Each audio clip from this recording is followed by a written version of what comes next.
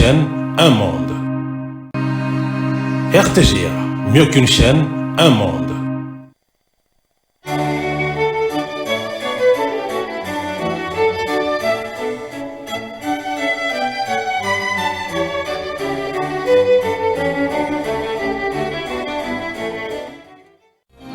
Ce journal vous est offert par Tango Protection.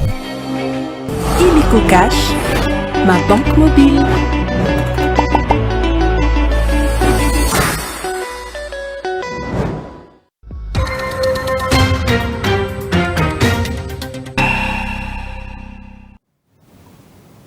Nouvelle session d'information sur la RTGA. Mesdames et messieurs, bienvenue à toutes et à tous. Mais avant tout, voici les grands titres de votre journal. La ville de Kinshasa est calme. Pas de journée ville morte ce mardi.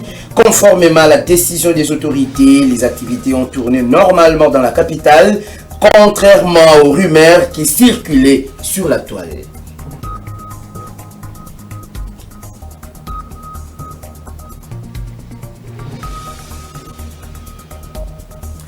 Agression rwandaise en RDC, la CENCO et l'ECC entament des consultations pour un forum à venir. Ce mardi, la délégation de ces deux églises était reçue par Martin Fayoulou. Leurs échanges ont tourné autour de la possibilité de s'unir pour lutter contre cette situation sécuritaire.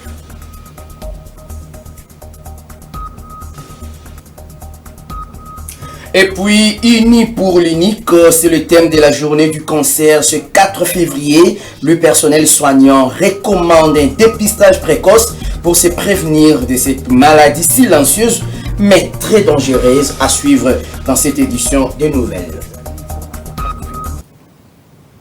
Vous avez bien fait de choisir la RTGA pour vous informer dans l'actualité. Pas de journée ville morte à Kinshasa à ce mardi 4 février 2025. Les Kinois ont observé l'appel lancé par les autorités du pays afin de ne pas jouer le jeu de l'ennemi.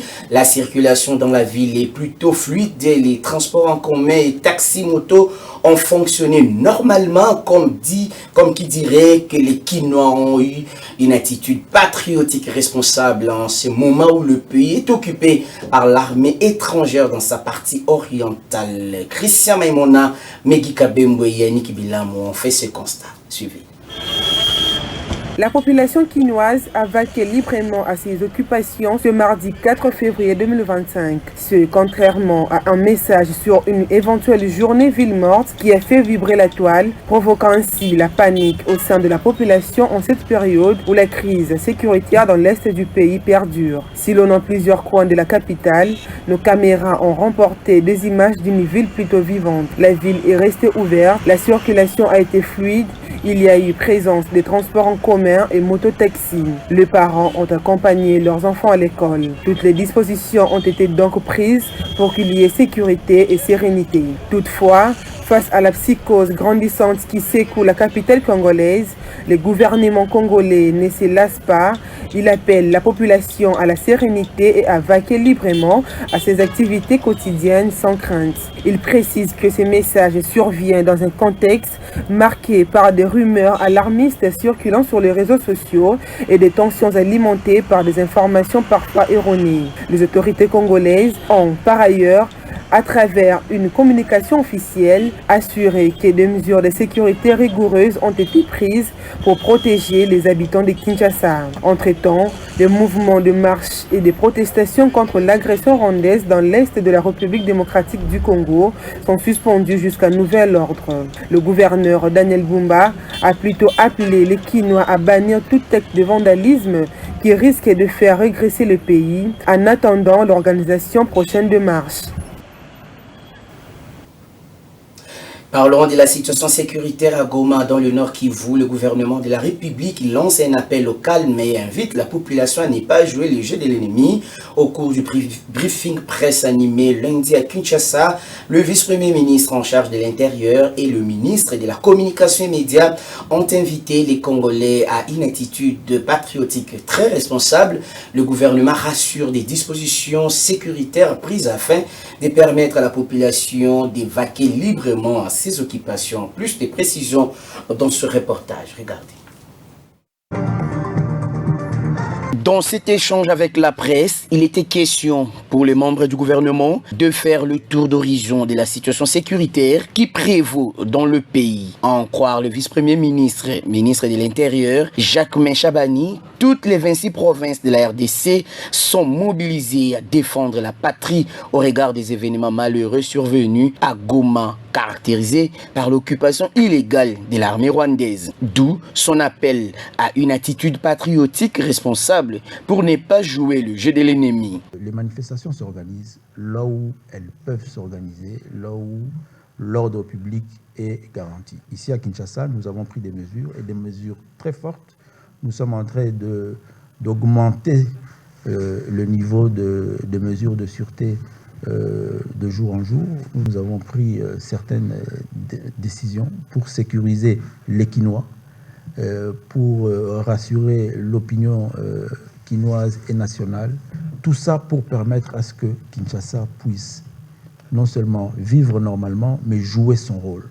C'est la capitale, c'est le lieu où les décisions, les grandes décisions dans notre pays se prennent. L'état-major général des FARDC est à Kinshasa.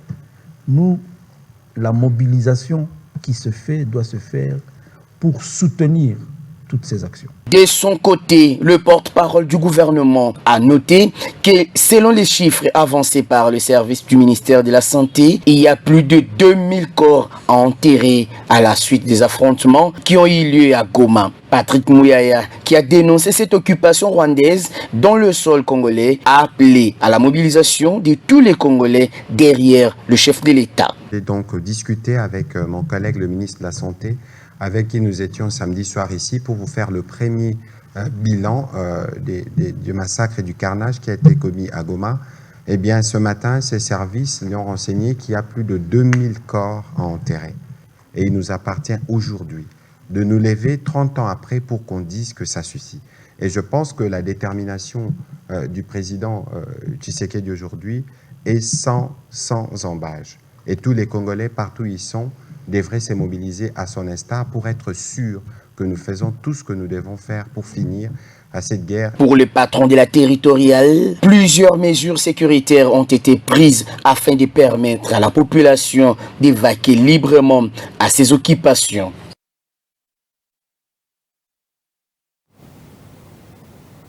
Et pendant ces temps, tous les inspecteurs de la police nationale congolaise sont désormais appelés à rester en alerte maximale durant toute cette période d'envahissement de l'Est de la République démocratique du Congo par l'armée rwandaise. L'appel est de l'inspecteur général de la police nationale congolaise, le commissaire divisionnaire principal, Patience Mouchidiave, fait lundi au cours d'une séance de travail à l'intention de ses collaborateurs. Reportage David Fidel Luzolo Kubanza. Pour cette première réunion de commandement à l'IG-PNC 2025, tout a commencé par une minute de silence observée en mémoire des éléments des FARDC tombés au front dans la partie est du pays. Considérant la situation sécuritaire du pays, en ce moment, le commissaire divisionnaire principal, Patience Mouchidiave, a appelé les cadres de l'inspection générale de la police de rester en alerte et de se mobiliser tous derrière les commandants suprêmes des FARDC et de la police, le chef de l'État, Félix-Antoine Tshisekedi Tshilombo. Les devoirs patriotiques obligent. Nous devons tous défendre notre pays car nous n'avons pas droit à l'erreur, a martelé le général Patience Mouchidiave. Cette guerre, ce n'est pas l'affaire d'une seule personne, c'est l'affaire de tout un pays dont nous tous nous sommes membres. Nous sommes appelés à porter notre soutien au FARDC. Et pendant ce temps, je demande un comportement patriotique, un comportement de bravoure, un comportement volontaire, un comportement digne d'un policier. Un policier n'a jamais tenir compte des murmures. Un policier doit être debout, il doit voir, il doit écouter et il doit répondre. Le numéro 1 de l'IGPNC a rappelé que son institution n'a pas droit à l'erreur. Cette année, elle doit traquer tout élément de la police qui ira à l'encontre du respect des droits humains. Sur ce, il a annoncé une mission des inspecteurs sur terrain dès la semaine prochaine à travers la ville de Kinshasa avec objectif de traquer et combattre les arrestations arbitraires, les tracasseries policières et déférer devant la justice tout élément de la police qui serait impliqué dans les antivaleurs qui ternissent l'image de la police au Congo-Kinshasa. Nous devons restaurer la confiance entre la police et la population pendant cette période critique que traverse notre pays, a conclu le patron de l'inspection générale de la police nationale congolaise. Je vous le disais au sommaire, après avoir été chez le président de la République Félix Tshisekedi, la délégation de la CENCO et de l'ECC était ce mardi chez le leader de l'Amouka, Martin Fayulu Madidi, représenté respectivement par Monseigneur Donatien Cholet et le révérend Eric Tsenga. Cette délégation a échangé avec l'opposant congolais de la nécessité pour les fils et filles du Congo de s'unir afin de réfléchir sur la question sécuritaire dans la partie est de la RDC. Pour les deux hommes de Dieu, cet échange prépare déjà le grand forum qui s'annonce où les Congolais vont s'asseoir comme les hommes intelligents qui peuvent être en mesure de réinventer leur avenir commun. Suivez le révérend pasteur Eric Tsenga, porte-parole de l'Église du Christ au Congo. Nous avons été avec le président Tshisekedi pour présenter notre initiative de pacte social pour la paix et de bien vivre ensemble en RDC, dans la région de Golac. Il était question, après cet entretien, de voir les acteurs clés de notre pays. Et c'est ce qui nous a amené aujourd'hui chez le président Martin Fayulu pour discuter avec lui, pour présenter également l'initiative. Et les entretiens se sont très bien passés. Il a accueilli avec intérêt. Il a fait des observations des fonds et des contributions.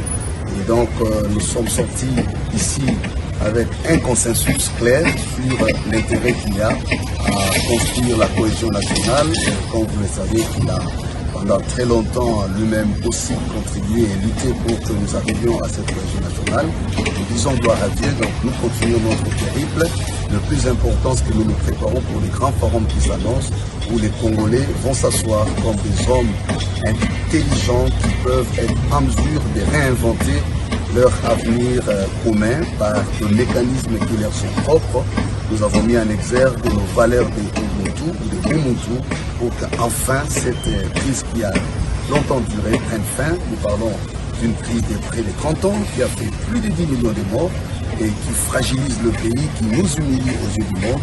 Et nous pensons comme Église catholique et protestante aujourd'hui que par la grâce de Dieu, avec tous les fils et les filles du pays, nous allons mettre fin à cette situation.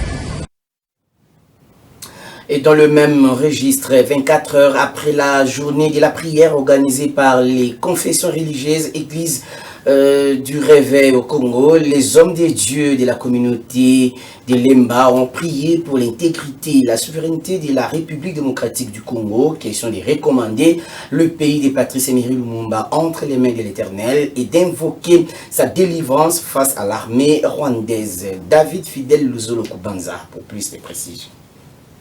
La situation préoccupante au Nord Kivu, caractérisée par l'agression rwandaise sous couvert des rebelles du M23, mobilise la nation congolaise, toutes les couches sociales. Cette situation ne laisse pas indifférentes les hommes de Dieu qui initient en ce moment d'urgence des prières pour le retour de la paix dans l'est de la RDC. L'église Victory Gospel Ministries, que dirige le révérend pasteur Ali Mambo Batenga, a réuni ses fidèles pour implorer la miséricorde de Dieu sur le retour de la paix dans la partie est de la RDC. Pour faire quitter même les rebelles dans notre territoire, Dieu est capable de le faire sans nous. Quand on médite dans le livre de 1 Samuel 5 à partir du verset 3, on a mis l'âche dans les temples de Dagon. On a trouvé Dagon par terre. Il n'y avait personne dedans. Personne n'était dedans. Lorsque Pharaon voulait prendre les enfants d'Israël en esclavagisme, Dieu a transformé des poussières en poux. Il n'y avait pas des hommes là-bas. Des poussières en poux. Lorsque se trouvent des rebelles au Congo, les armes étaient transformées même en hommes. Les armes peuvent combattre à notre place. Nous allons demander à Dieu de combattre à notre place. Pour le révérend pasteur Ali Mambo Batenga, ce combat de la libération des zones de la province du Nord et Sud Kivu des mains de l'ennemi n'est pas naturel et que la victoire de la RDC sera également surnaturelle. Dieu utilisera des moyens non conventionnels pour chasser l'ennemi du sol congolais, a-t-il fait savoir dans sa prédication. En outre, l'homme de Dieu qui appelle à l'unité nationale exhorte l'ensemble de la population à prier sans cesse jusqu'au retour de la paix totale dans l'est de la RDC. Les opérateurs miniers du Haut-Katanga sont appelés à jouer leur partition pour le retour de la paix dans l'est de la RDC, prenant part à la conférence sur le renforcement des capacités des opérateurs miniers organisée à Lubumbashi par Training and Expertise Center.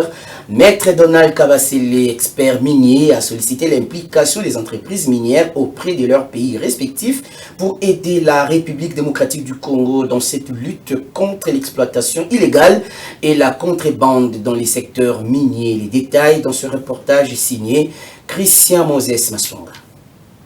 Cet atelier, organisé par Training and Expertise Center, s'inscrit dans une dynamique de renforcement des compétences des acteurs du secteur minier en RDC, en tenant compte des évolutions introduites par les nouveaux codes miniers du 9 mars 2018. Il a rassemblé un large éventail de participants, dont des opérateurs économiques, des hommes d'affaires, de magistrats et des investisseurs étrangers, soulignant ainsi son importance économique et stratégique. Lors de son intervention, Maître Donald Kabasele, l'un des panélistes, expert en droit minier et de carrière, a mis en avant les opportunités qu'offrent ces cadres juridiques aussi bien à l'État congolais qu'aux investisseurs. Toutefois, il a également soulevé des préoccupations quant à la baisse de la production de la Gécamine, une situation qui pourrait interpeller les décideurs quant aux défis que rencontre cette entreprise stratégique. La générale de carrière et de mine, la Gécamine, n'a produit que 2000 tonnes de cuivre.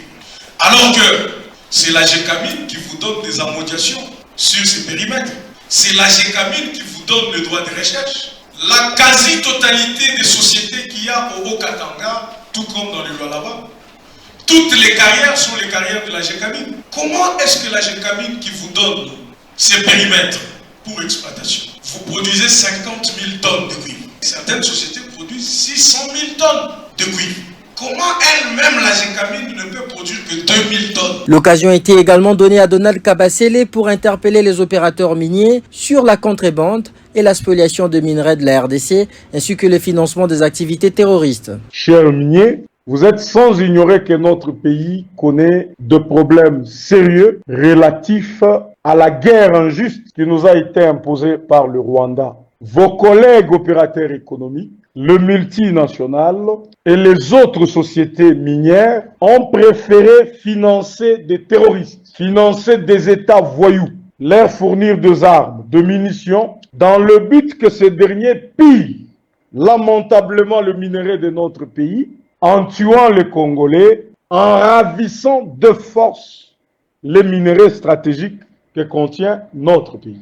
Renforcement des capacités des opérateurs miniers en RDC à l'heure du nouveau code minier du 9 mars 2018, tel a été le thème de cet atelier de haute portée économique.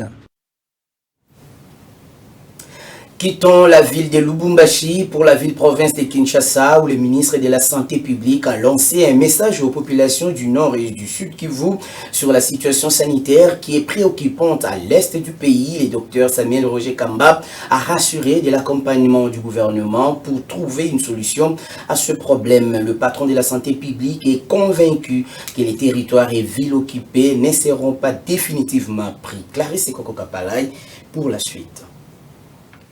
Des infrastructures médicales n'est pas perdu. Le Nord Kivu n'est pas perdu. Le Sud Kivu n'est pas perdu. Le Congo, notre pays, votre pays, n'est pas perdu.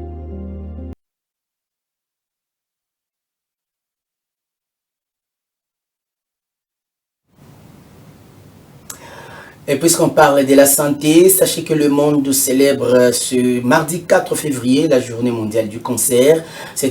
Pour cette année 2024, cette journée est célébrée sous le thème uni par l'unique. Le docteur Wilson Mwamba a rappelé que le cancer le plus fréquent, c'est les cancers des seins chez la femme et les cancers de la prostate chez l'homme qui est souvent détecté à un stade très avancé. Il appelle cependant la population au dépistage précoce pour prévenir de cette maladie silencieuse. Mehdi Kabembo et Yannick Bilam ont signé ce reportage. La célébration de la Journée mondiale contre les cancers est une occasion d'inviter les citoyens, les organisations et les institutions gouvernementales du monde entier à unir leurs efforts pour lutter contre cette maladie dangereuse qui est le cancer. Cette maladie silencieuse constitue encore aujourd'hui la première cause de mortalité dans le monde. En ce jour, on estime que le nombre de personnes qui vont recevoir un diagnostic de cancer dépasse les 18 millions et que plus de 9 millions en décéderont. Pour le médecin généraliste du centre de diagnostic EANO, le docteur Mwamba Wilson, les cancers les plus fréquents est ceux du sein chez les femmes et prostate chez les hommes qui mènent vers la mort. Du côté de l'homme, le cancer de la prostate, c'est guérissable avec la chimiothérapie, puisque c'est un cancer qui se développe lentement. Mais chez la femme, si on découvre ça à temps, cette femme-là peut avoir la vie sauve. Oui, mais pour détecter un cancer de la prostate chez l'homme, il faut que la personne s'amène à l'hôpital. Par exemple, la personne va commencer à avoir des difficultés à éjaculer. Il ne sera plus performant pour passer un rapport sexuel. Ce médecin a en outre insisté que chaque personne doit manger sain et bio, ainsi que contrôler sa boisson. Mais pour éviter un cancer, il est notamment recommandé de ne pas trop fumer. S'il y a des hommes qui ont l'habitude de trop fumer, il est recommandé de modérer un peu la consommation d'alcool. Il ne faut pas prendre trop d'alcool. Il faut savoir équilibrer ce que vous mangez, éviter de manger trop gras et trop sucré. Puisque c'est souvent parmi les causes des cancers. Le cancer n'a pas de cause. Le cancer n'a que des facteurs. Et parmi les facteurs que nous retenons, il y a l'âge. L'âge qui peut jouer vraiment dans le cas des cancers. Cette maladie mortelle peut être prévenue par le dépistage précoce, mais aussi par une bonne alimentation.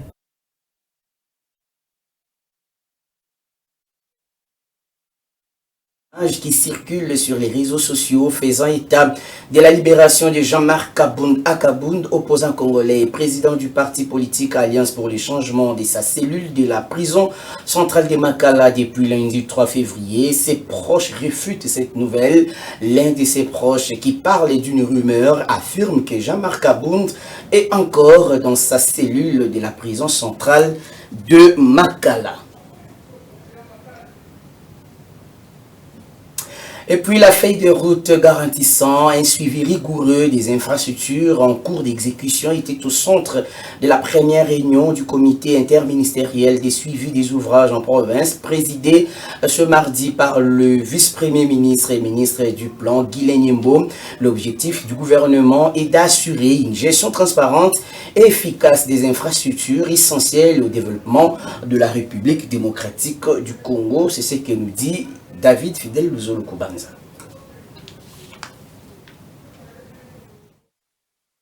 C'est sous la supervision du vice-premier ministre, ministre du Plan et de la Coordination de l'aide au développement, Guylaine Nyembo Mbouizia, que s'est tenue la toute première réunion du comité interministériel de suivi des projets d'infrastructure et ouvrages en province. Objectif de cette rencontre, définir une feuille de route garantissant un suivi rigoureux des infrastructures en cours d'exécution.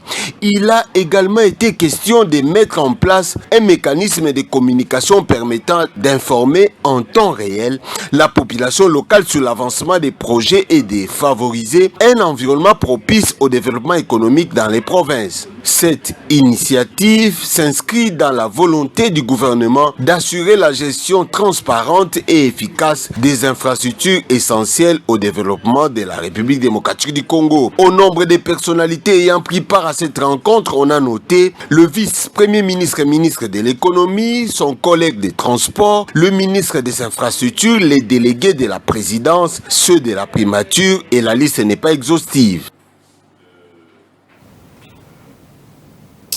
Ce journal est terminé. Pour vous qui nous avez pris en cours de diffusion, voici l'essentiel à retenir. Vous avez suivi dans cette édition que la ville de Kinshasa est calme. Pas de journée ville morte ce mardi, conformément à la décision des autorités. Les activités ont tourné normalement dans la capitale, contrairement aux rumeurs qui circulaient sur la toile.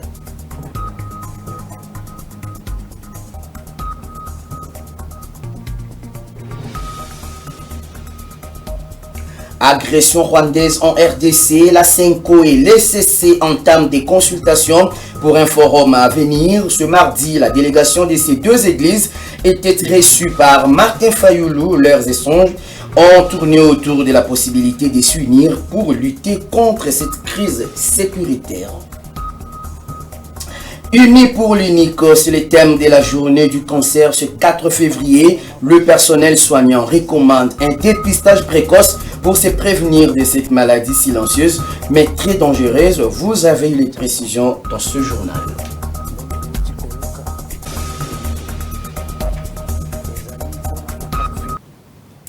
Cette édition des nouvelles est complètement terminée. Merci à vous de l'avoir suivi et bonne suite des programmes sur les antennes de la RTGR. Au revoir.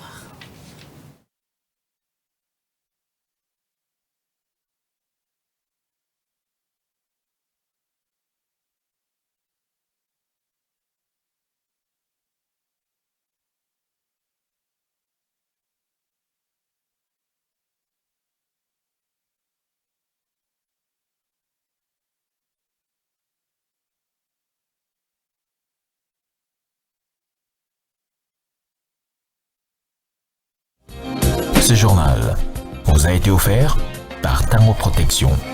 Illico Cash, ma banque mobile.